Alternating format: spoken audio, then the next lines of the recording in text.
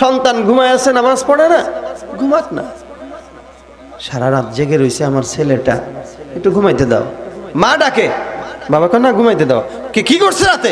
কয় না রাত্রে একটু ফেসবুক চালাইছে তো, ঘুমা। আদর করে ঘুমা।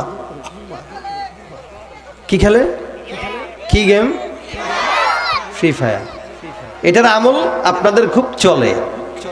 আমি আমার অফিসে একদিন গেছি, আমি যেহেতু বললেন আপনারা খেলেন, আমার অফিসে এক ছেলে হেডফোন কানে লাগায় সে কথা বলতেছে কার সাথে আমি বুঝি নাই, সাইডে বসা। কি কথা? দোস্ত দোস্ত তুই ডানে যা, ডানে যা, ডানে যা, ডানে যা। আমি কই কি রে, এ কার সাথে কথা বলে? তো মনে করছে আমি হয়তো কানে কম শুনি, মনে হয় সে তো অন্য কিছু করতেছে, তা আমি শুনছি ভুলটা। তো কিছুক্ষণ পরে আবার তাকায় দেখি এই যে বলতেছে মার বেটা মার মার মার মার মার এটা মার।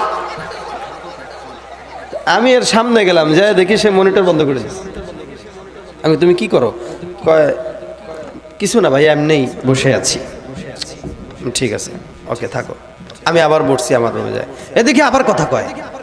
তা আমি একজনকে বললাম এই যে কি করে রে? কেন জানেন না আপনি? না, ফ্রি ফায়ার খেলে। ফ্রি ফায়ার খেলে তো কথা কয় কেন? খেলতেছে খেলুক, কথা বলার কি আছে? কয় না, ও যেমন শয়তান, এখানে একটা বসা, ওর ওপারেও তার একটা শয়তান বসে দিয়েছে ওর সাথে খেলার জন্য। স্কুল কলেজগুলো বন্ধ দিয়ে দিয়েছিল বেশ কিছুদিন, আমাদের পোলাপানদের উন্নতি হয়েছে এটাই, এছাড়া কিছু উন্নতি হয় নাই। এটাই উন্নতি হয়েছে আলহামদুলিল্লাহ। মাদ্রাসাগুলো আল্লাহর রহমতে করোনার প্রথম ঢেউ থেকে এখনো পর্যন্ত মাদ্রাসাগুলো আল্লাহর রহমতে খোলা আছে, এটা আল্লাহর রহমত। আর এই কারণে অন্য দেশের মতো বাংলাদেশে আল্লাহ পাক এত গজব দেন নাই। অন্য দেশে যেভাবে মারা গেছে, বাংলাদেশে আল্লাহর রহমত আছে বলেই বাংলাদেশের মানুষ এখনো ঠিকই আছে। এতটুক একটা দেশে কোটি কোটি মানুষ কিভাবে যে আল্লাহ বাঁচাইছে, এটা শুধুমাত্র এই ছাত্রগুলা রাত্রেবেলা তাহাজ্জুদ পড়ে দোয়া করছে আমাদের জন্য, যার কারণে আল্লাহ বাঁচাইছে, নাহলে আল্লাহ বাঁচাইতো না। যাই, যেটা বলতেছিলাম সেটা হলো আমাদের অবস্থা এমন, আমরা ইমানের বেলায় নরম, দুনিয়ার বেলায় কঠোর। টাকা কামাইতে হবে, এই জায়গায় ছাড় দেওয়া চলবে না। দুই ব্যবসায়ী, একজন ভালো করে আর একজন খারাপ করে, একজন ইমানদার আর একজন বেঈমান। এখন বেঈমান যেটা এটা কয়, কিরে দোস্ত এই হুজুরগিরি কইরা এই দেশে ব্যবসা করা যাবে না, 2 নম্বর হও তাহলে লাভবান হইবা।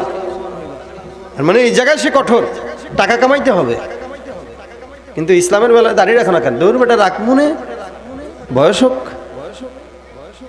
40, 45, 50 হোক, তারপরে রাখা যাবে। এই বেলায় সে নরম। আমাদের দেশে নেতাদের বিরুদ্ধে যদি কেউ কথা বলে, তাদেরকে সরাসরি জেলখানায় ভরা হয়। ইসলামের বিরুদ্ধে কেউ বললে তার ব্যাপারে কোনো মানুষকে দেখি না কথা বলার জন্য। ইসলামের বিরুদ্ধে যখন কেউ আওয়াজ তুলে, আর ওই সময় প্রতিবাদ করেন বলে শুধুমাত্র টুপিওয়ালাদেরকে পাওয়া যায়, অন্য কাউকে পাওয়া যায় না। অথচ উচিত ছিল আওয়ামী লীগ করুক, বিএনপি করুক, জাতীয় পার্টি করুক, অন্য কোনো দল করুক, ইসলামের বিরুদ্ধে যে কেউ বলবে সমস্ত দলের লোকেরা একসঙ্গে হয়ে বাতিলদের মোকাবেলা করেছিল। ইমানের দায়িত্ব ঠিক কিনা ধরে বলে।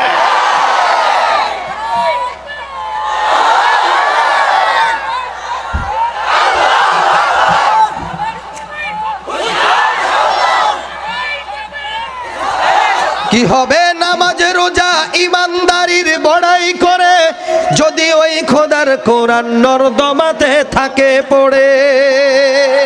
কি হবে নামাজ রোজা ইমানদারির বড়াই করে, যদি ওই খোদার কোরআন নর্দমাতে থাকে পড়ে।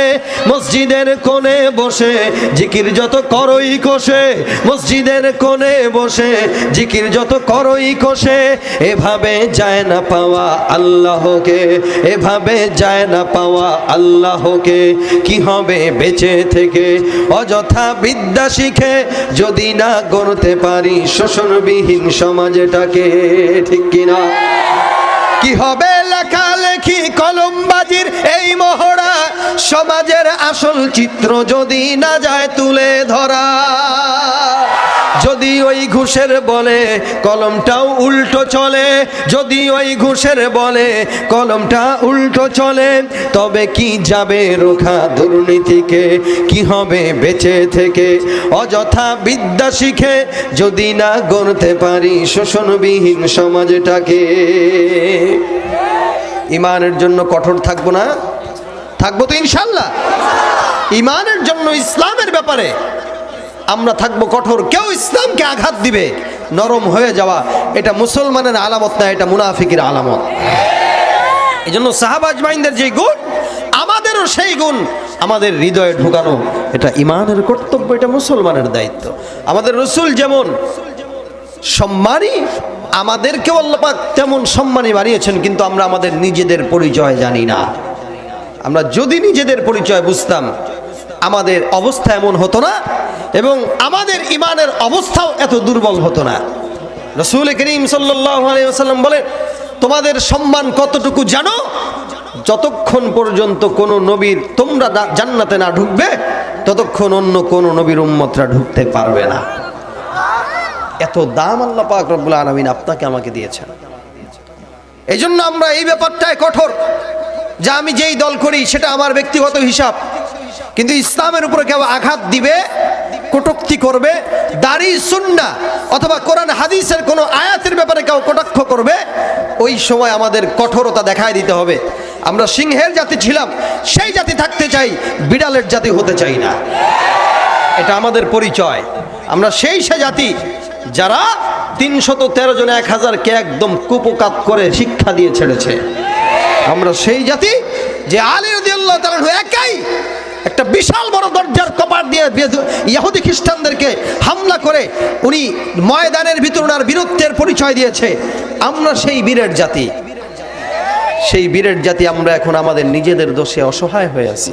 এই জন্য আমাদেরকে দুই একটা নাস্তিকরাও খোঁচা দেওয়ার দুঃসাহস দেখায়, কিন্তু পিঠ যখন দেয়ালে ঠেকে যায়, তখন নিজেদের পরিচয় মানুষের সামনে তুলে ধরাটাও একটা দায়িত্ব। আমরা কি? এটা আমাদের পরিচয়, আমরা মুসলমান, আমরা এই পরিচয় দিয়ে গর্ববোধ করি। সুতরাং কেউ যদি আমাদেরকে দুর্বল মনে করে, আমাদের দুর্বলতার সুযোগ নিতে চায়, তখন আমরাও আমাদের হুঙ্কার দেখাইতে পারি না। আল্লাযীনা মাআহু আশিদ্দাউ আলাল কুফফার, এই ব্যাপারে থাকবে কঠোর। সাহাবা একরাম যেমন কঠোর, আমরাও থাকবো কঠোর। তাহলে তাদের মতো ইমানদার আমাদেরকেও বলা যাবে। তারা রসুলকে দেখে ইমানদার, আর আমরা রসুল করিম সাল্লাল্লাহু আলাইহি ওয়াসাল্লামকে না দেখে ইমানদার, যার কারণে রসুল স্বয়ং নিজে আমাদেরকে বন্ধু বলে পরিচয় দিয়েছেন। আমরা কি রসুলের বন্ধু? আল্লাহ রসুল সাল্লাল্লাহু আলাইহি ওয়াসাল্লাম দামি হওয়ার কারণে আল্লাহ পাক রব্বুল আলামিন ইমানদারদেরকে দাম বানিয়েছেন। রাসূল করিম সাল্লাল্লাহু আলাইহি ওয়াসাল্লামের দামের কারণে আল্লাহ পাক রব্বুল আলামিন আমাদেরকেও দামি বানিয়েছেন। দুনিয়ার জমিনে এমন দামি উম্মত দুনিয়ার জিন্দেগিতে আর আসে নাই। আল্লাহ পাক রব্বুল আলামিনের হাবিব সাল্লাল্লাহু আলাইহি ওয়াসাল্লামকে যেমন দামি বানিয়েছেন, অন্য কোন নবীকে আল্লাহ পাক এত দামি বানান নাই। যার কারণে রাসূল দামি, যার কারণে রাসূলের উম্মতদেরকে আল্লাহ পাক রব্বুল আলামিন দামি বানিয়ে দিয়েছেন। রাসূলের সঙ্গে যারা মিশছেন তারাও দামি হয়ে গেছেন। মক্কার তো দাম আল্লাহ পাক রব্বুল আলামিন রাসূল করিম সাল্লাল্লাহু আলাইহি ওয়াসাল্লামের কারণে বাড়িয়ে দিয়েছেন। মদিনার দাম আল্লাহ পাক রব্বুল আলামিন রাসূলের কারণে দাম বানিয়েছেন। মদিনা কে চিনতো, কে মদিনায় যাইতো, কিন্তু রাসূল করিম সাল্লাল্লাহু আলাইহি ওয়াসাল্লামের কবর মোবারক ওই জায়গায় থাকার কারণে, রওজা মোবারক ওই জায়গায় থাকার কারণে গোটা মদিনা শহরের দাম আল্লাহ পাক রব্বুল আলামিন বাড়িয়েছেন। যার কারণে লক্ষ লক্ষ টাকা খরচ করে সারা বিশ্ব থেকে মুসলমানরা মদিনায় যাওয়ার কারণ শুধু একমাত্র মুহাম্মদুর রাসূলুল্লাহ। এ ভাইরা আমার, খুব বুঝবেন দিল দিয়ে, আল্লাহ পাক রব্বুল আলামিন আমাদেরকে সেই নবীর উম্মত বানিয়েছেন। আমরা শেষ নবীর উম্মত। আল্লাহ পাক রব্বুল আলামিন আমাদের ভিতরে ঈমানের হুঙ্কার দিয়েছেন। আল্লাহ পাক আমাদেরকে ঈমান দিয়েছেন।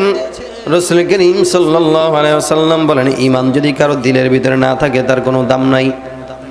আল্লাহ রাসূল বলেন, আলা ইন্না ফিল জাসাদি লামুদগাতান ইযা সালাহাত সালাহাল জাসাদু কুল্লুহু ওয়া ইযা ফাসাদাত ফাসাদাল জাসাদু কুল্লুহু আলা ওয়াহিয়াল কলব।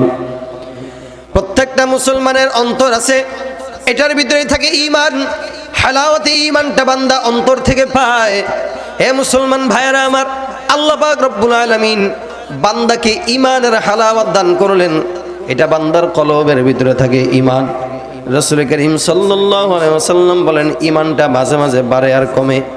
আল ঈমান ওয়া ইয়াজিদু ওয়া ইয়ানকুসু কখনো কখনো মুমিনের ঈমান বেড়ে যায়, কখনো কখনো আবার কমে যায়। এটার ব্যাখ্যা হলো ঈমানটা বাড়ে আবার কমে কেমনে? আল্লাহ রাসূল সাল্লাল্লাহু আলাইহি ওয়াসাল্লাম যেই কথা বললেন এটা কেমনে হইল? এ মুসলমান, যখন কোনো মানুষে লাইট জ্বালায়, লাইটের ভিতরে যদি ভোল্টেজ বেশি থাকে তাহলে লাইটের আলো বেশি পাওয়া যায়। কখনো কখনো ভোল্টেজ কম থাকার কারণে আলোটা আবার নিভু নিভু হয়ে যায়। মানুষের ভিতরে যখন ঈমানের জজবা থাকে তখন তার ঈমানটা ইয়াজিদ হয়ে যায়। আর যখন আস্তে আস্তে গুনাহ করার কারণে বান্দার অন্তরটা খারাপ হয়ে যায়, অন্তর খারাপ হওয়ার পাশাপাশি বান্দার ঈমানের নূর আল্লাহ পাক রব্বুল আলামিন কমায় দেন। বান্দা যখন গুনাহ করে তখন আল্লাহ পাক ঈমানটাকে বান্দার দেহ থেকে আলাদা করে দেয় ওই গুনাহ অবস্থায়। কারণ মুমিন কোনোদিন তার দিলের ভিতরে ঈমান থাকা অবস্থায় গুনাহ করতে পারে না। মুমিন যখন গুনাহ করে তখন তার কলবের ভিতরে ঈমান অবশিষ্ট থাকে না। মুমিনের গুনাহ শেষ হয়ে যায় তখন আবার কলবের ভিতরে ঈমান চলে আসে। কারণ ঈমান থাকা অবস্থায় কোনোদিন কোনো মুমিন আল্লাহর নাফরমানি করতে পারে না, ঠিক কিনা ভাইরা আমার? এই কারণে আল্লাহ পাক রব্বুল আলামিনের হাবিব বলেন, বান্দার কলবটা আছে, এই কলবের ভিতরে বান্দা ঈমানের মজা পায়, এখানেই থাকে আল্লাহ, এখানেই থাকে মুহাম্মদ। খুব বুঝবেন, কোন ফল যখন দিল ভিতরে ভিতরে পেকে যায়, ফলের ভিতরে পাকার কারণে উপরে সেটার রং প্রকাশ পায়, ফলের ভিতরে পচার কারণে উপরে সেটার রং প্রকাশ পায়, গন্ধ প্রকাশ পায়। খুব বুঝবেন দিল দিয়া, কোনো মানুষের কলবের ভিতরে যদি খারাপ থাকে অবশ্যই ওই বান্দার কলবের খারাপিটার দুর্গন্ধ বান্দার দেহের ভিতরে প্রকাশ পায়, ঠিক কিনা? যেমন নাকি আপনার দিলের ভিতরে খারাপ অবস্থা চলতেছে,